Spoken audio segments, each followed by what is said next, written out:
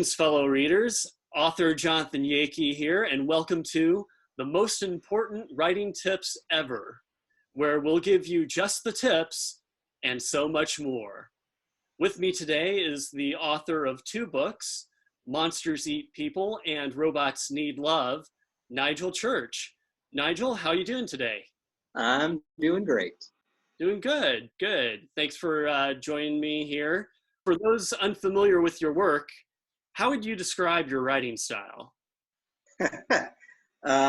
Well, sometimes it's hard to qualify for myself. To use a dirty word, it is very millennial, or at least that's one of the ways my wife describes it. Nigel, I'm going to stop you right there. I'm going to have to bleep that out. Okay, yeah, I understand. What exactly do you mean by very millennial? So my work is ambiguous. I'm not real keen on endings per se. I mean, a lot of my stories come to a sort of conclusion, but I don't tend to have morals at the end of my stories. I like to leave a certain amount of vagary in my stories, a lot of openness to interpretation. It's just, I'm not as interested in the traditional structures, even though almost everything ends up following the hero's journey anyway. But yeah, I think that my target audience is definitely other people in my age range, and that as you get older, you're a little less likely to understand what I'm going for, not as like an insult to older readers, but just because it's a different context.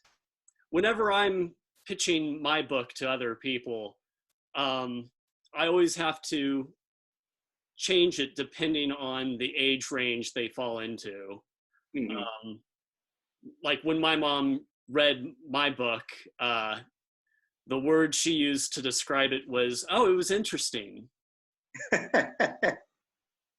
Very Midwest nice. Yes, exactly. Yeah, we've both sort of grown up in uncertain times, and I think uncertainty reflects in almost all of our work. Now, I could ask you who your favorite author is, but instead I want to know, if you could go to a carnival with any author, who would it be, and what ride would you get on first?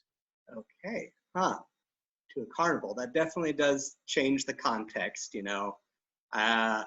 I don't think I'd want to hit up a carnival with Stephen King. I'm sure he's perfectly nice, but everything would be very low thrills for him. He wouldn't be very entertained by. I imagine he would constantly be like writing ideas during the entire time. Yeah, that too. Not great for conversation in that capacity. Because you'd be like on a Ferris wheel and he'd be just taking notes, and it's just like, Stephen, relax, come on, we're here to have fun.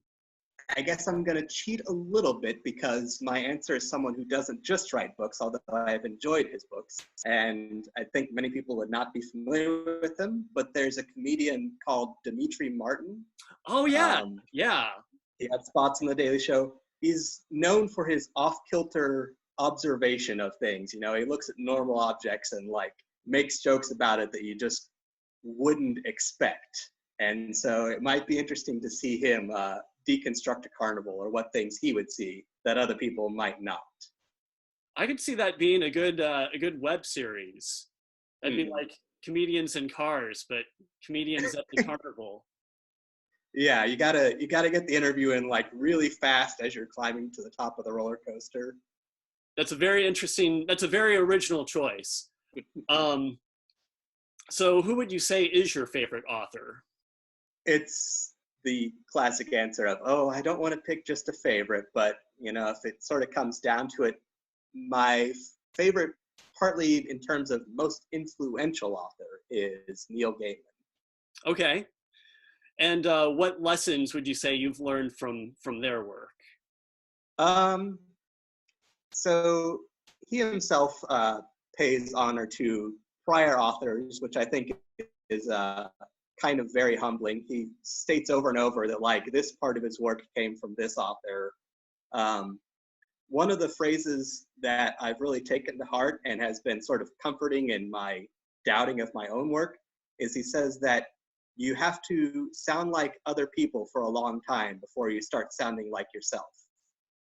Basically saying that there's no shame in copying other styles or saying like, I took this idea from someone else, as long as you're not, you know, committing outright plagiarism. It's okay to copy the authors that you like, because even that can help you out along the way to finding your own voice.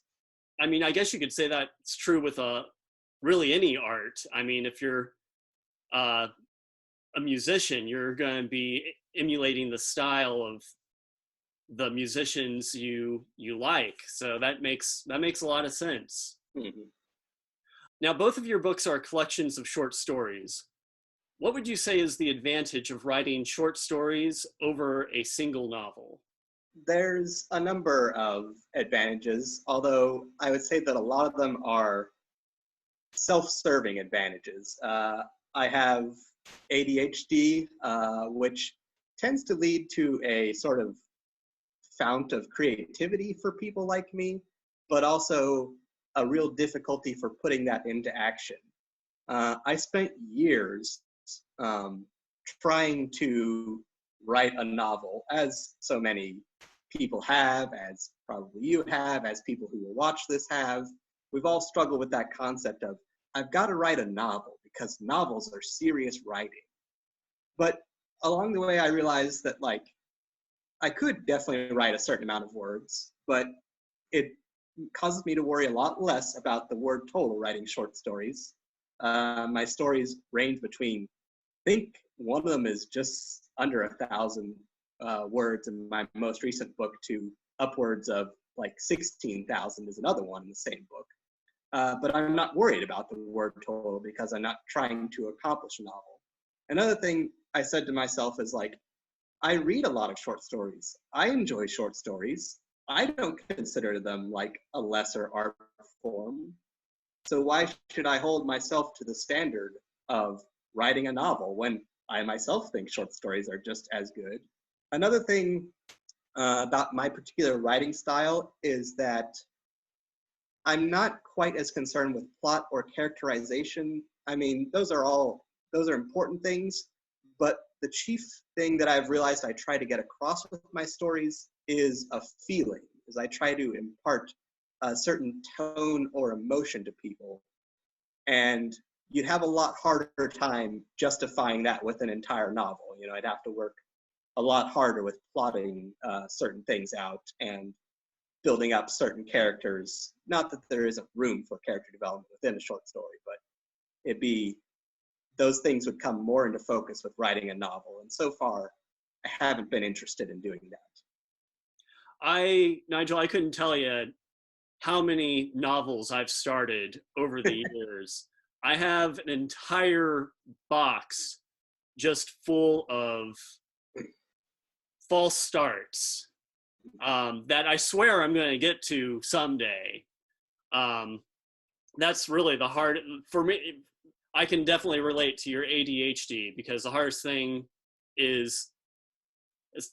about writing a novel is sticking with an idea for the entirety of that time.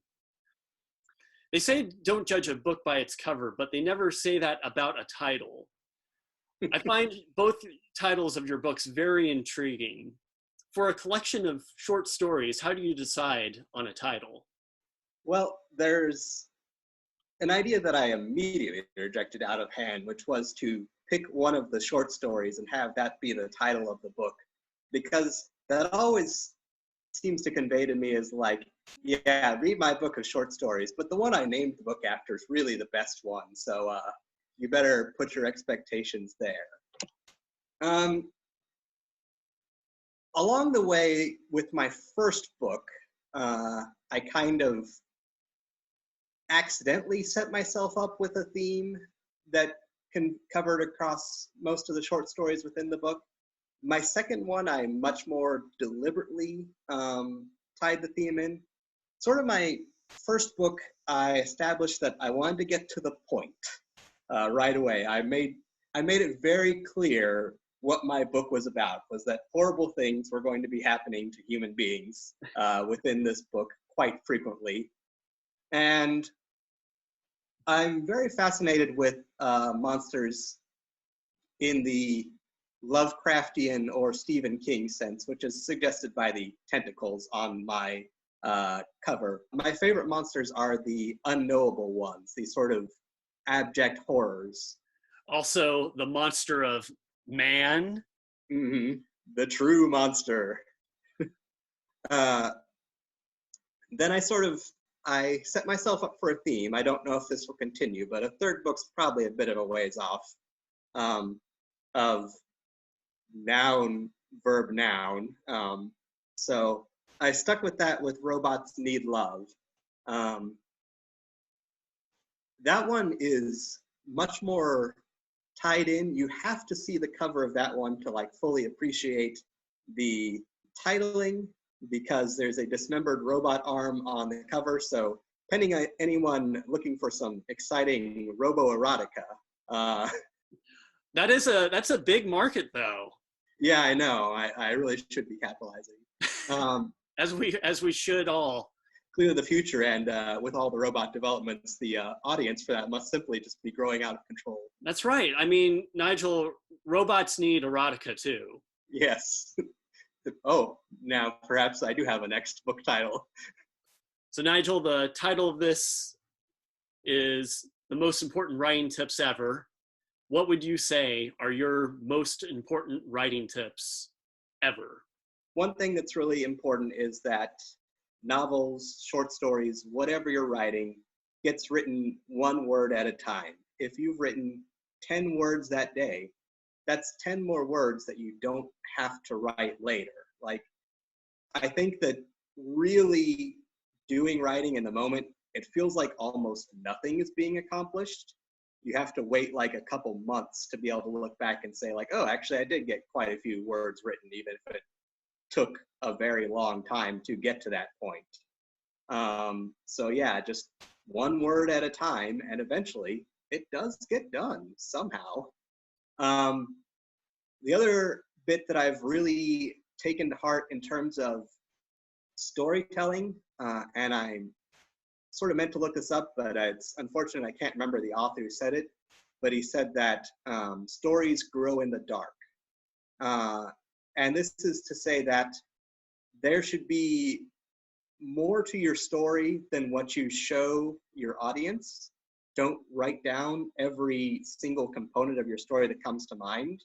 Let there be more that exists to the universe that your story is set in than is known, because that will help inform your characters, make them feel more real. So Nigel, where can people find your books? They can find my books on Amazon.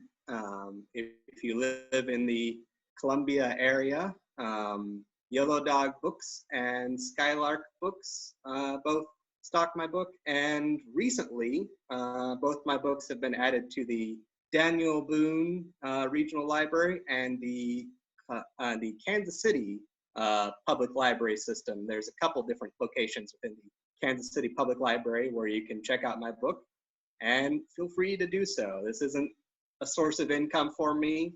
You know, I'm not bothered by people reading my works for free. I just like to get my stories out there. So I can't recommend people read your books enough. So those of you out there who are looking for a good, quirky, thoughtful read, check out Nigel's work. You won't be disappointed. All right, Nigel, thanks for joining us. Thanks so much for having me. Thank you, everyone at home, for joining us. Until next time, happy reading.